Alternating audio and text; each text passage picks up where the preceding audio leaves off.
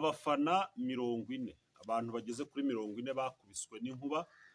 Inkuba ni inkuru ibabaje birumvikana kamemu, kandi tubwire abantu bashoboye gukomereka ndetse n'abari mu bitaro n'imiryango nyine yagize ibyo byago, kugira ngo bihangane kandi bakomere. Mu isi niko bimera, isi ni isi y'ibibazo, isi ni isi y'ingorane.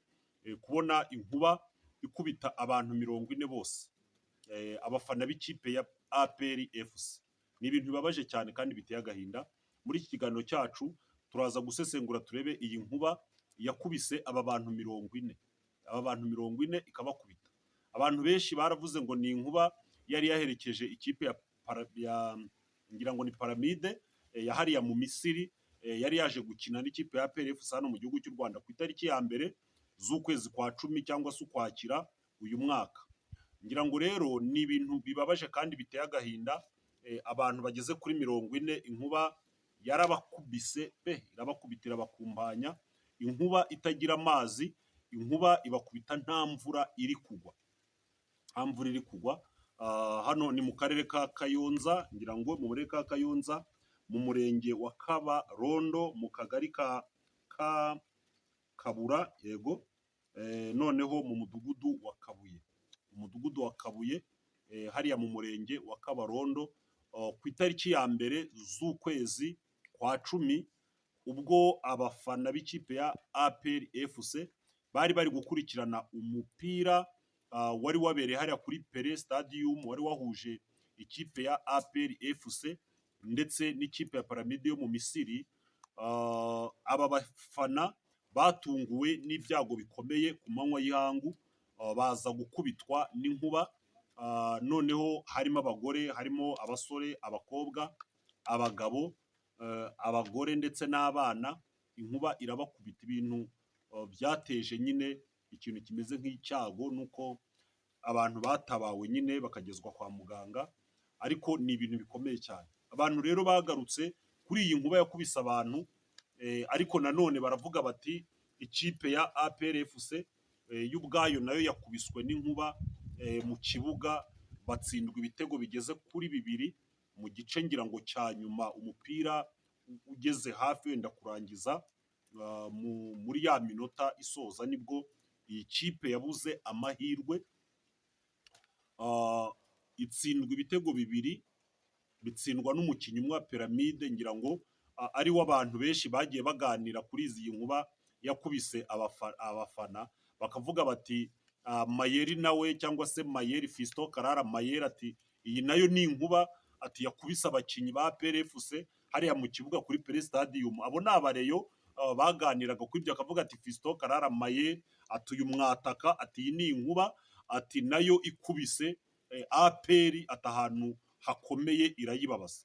Nyine urumva ni kwa kundi bajinyora ba mukeba nyine, bakavuga bati APR wabonye uburyo abafana ba Rayon Sport basereburaga, ariko nyine nibyo biryoshye umupira, ngo niko bimeze. Iyo Rayon Sport yatsinzwe, ngira ngo ejo bundi ubwo yatsindwaga igasezererwa n'ikipe hariya muri Tanzania, ngira ngo abafana ba APR baraserebuye. Ejo bundi rero nabwo ubwo APR yakubitwaga nayo n'inkuba hariya kuri Pele Stadium, abafana ba Rayon Sport nabo bitereye hejuru, baraserebura baririmba uriya mwataka watsinze biriya bitego. Twigarukiro kuri izi nsanganya cyangwa aka kaga kagwiririye aba bavandimwe bahariya mu karere ka Kayonza, mu murenge wa Kabarondo. Aba bantu bari banyotewe no kureba uyu mupira, cyane cyane ko ari abakunzi b'ikipe ya APR FC, bagiye rero gutungurwa ubwo bakubitwaga n'inkuba, umupira nyine utararangira birumvikana. Iyi nkuba yarakubise ku buryo ibintu byinshi byangiritse, ariko by'umwihariko giteye agahinda nyine ni abantu yanogonoye. Abantu rero bashoboye gutabarwa. Inkuru nziza nuko bivugwa ko nta muntu wahasize ubuzima, ariko umubare munini w'abantu wajyanwe mu bitaro, ariko amakuru avuga ko bakurikiranwe n'abaganga, ubu nabo bakaba barimo kureba uburyo baba bazima bagasubizwa mu miryango yabo. Bamwe rero mu baturage bahariya mu murenge wa Kabarondo bavuze yuko byagaragaye ko ngo bagiye kugangahura cyangwa se gukora ya migenzo ya kinyarwanda ikorerwa ahantu hakubise inkuba. Nabonye abantu barimo batera ibyatsi n'ibindi bintu bigangahura ngo kugira ngo inkuba itazakubita abantu, mu gihe leta yo ivuga yuko ahantu hakorerwa ibikorwa bimwe na bimwe hagomba gushyirwa imirindankuba. Mbabwire yuko abantu barebaga uyu mupira bari kuwurebera ahantu nyine ku byuma nsakazamashusho, noneho bagakurikirana umupira live. Aha hantu iyo haza kuba hari umurindankuba kugira ngo ubuzima bw'aba bantu ntabwo bwari bujye mu kaga mu buryo bumeze kuriya. Ariko nanone biragoye, birumvikana, birashoboka ko bari bari kuwurebera mu kabari, noneho baza gukubitwa n'inkuba. Ariko abaturage ngo bagiye kugangahura, nabonye bahatera ibyatsi bitandukanye ngo kugira ngo nyine inkuba itazongera gukubita abantu. Ngayo nguko rero ibyo nibyo byabaye hariya kuri itariki ya mbere. Abafana bo mu tundi turere no mu zindi ntara batahanye umubabaro yuko ikipe yabo itsinzwe. Abari bateze bavuye mu birere bitandukanye by'igihugu ndetse no hanze y'u Rwanda batashye batahana agahinda ko Pyramide iba nyagiye ikabatsinda ibitego 2-0. Ariko abafana bo mu karere ka Kayonza bo batahanye umubabaro, hiyongereyeho n'izo sanganya y'inkuba yabakubise ku buryo bivugwa ko abageze kuri 40 bazahajwe n'imbaraga z'iyo nkuba. Ariko ku bw'amahirwe ngo nta muntu n'umwe wahasize ubuzima, ariko bimwe mu bintu bitandukanye byarangiritse, ariko ubwo nta muntu wahasize ubuzima.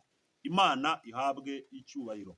Reka rero wenda mpinira aho ngaho, nizo update, ni inkuru ibabaje, ariko twihanganishe abafana ba APR FC ndetse banayiguma inyuma. Birashoboka yuko hariya mu Misiri APR FC muri weekend itaha ishobora kwihagararaho, umupira uridunda, ikaba yashobora kwishyura biriya bitego ndetse ikanarenzaho, noneho ikaba yakomeza mu byiciro bikurikiyeho. Ngero nitwa Sibomana, ibiganiro byacu nakagaruka kuri Byishimo TV. Ukore subscribe, ukande like, mbabwire ngo ndabakunda cyane. Wifuza kutuvugisha cyangwa kuduha andi makuru, wareba kuri nimero iriho aho ku kiganiro. Ndabakunda, bye bye.